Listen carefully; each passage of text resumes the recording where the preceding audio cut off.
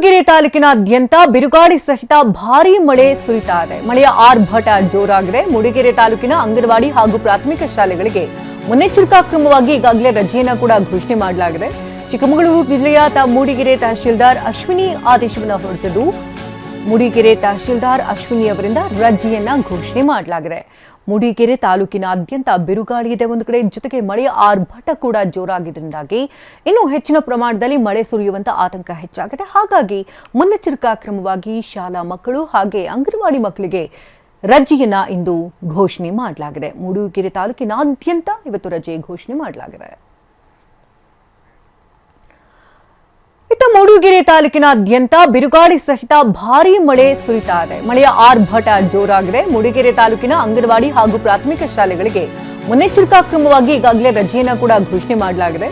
ಚಿಕ್ಕಮಗಳೂರು ಜಿಲ್ಲೆಯ ಮೂಡಿಗೆರೆ ತಹಶೀಲ್ದಾರ್ ಅಶ್ವಿನಿ ಆದೇಶವನ್ನು ಹೊರಡಿಸಿದ್ದು, ಮೂಡಿಗೆರೆ ತಹಶೀಲ್ದಾರ್ ಅಶ್ವಿನಿ ಅವರಿಂದ ರಜೆಯನ್ನ ಘೋಷಣೆ ಮಾಡಲಾಗಿದೆ. ಮೂಡಿಗೆರೆ ತಾಲೂಕಿನಾದ್ಯಂತ ಬಿರುಗಾಳಿ ಇದೆ ಒಂದು ಕಡೆ, ಜೊತೆಗೆ ಮಳೆಯ ಆರ್ಭಟ ಕೂಡ ಜೋರಾಗಿದ್ದರಿಂದಾಗಿ ಇನ್ನೂ ಹೆಚ್ಚಿನ ಪ್ರಮಾಣದಲ್ಲಿ ಮಳೆ ಸುರಿಯುವಂತ ಆತಂಕ ಹೆಚ್ಚಾಗಿದೆ. ಹಾಗಾಗಿ ಮುನ್ನೆಚ್ಚರಿಕಾ ಕ್ರಮವಾಗಿ ಶಾಲಾ ಮಕ್ಕಳು ಹಾಗೆ ಅಂಗನವಾಡಿ ಮಕ್ಕಳಿಗೆ ರಜೆಯನ್ನ ಇಂದು ಘೋಷಣೆ ಮಾಡಲಾಗಿದೆ. ಮೂಡಿಗೆರೆ ತಾಲೂಕಿನಾದ್ಯಂತ ಇವತ್ತು ರಜೆ ಘೋಷಣೆ ಮಾಡಲಾಗಿದೆ.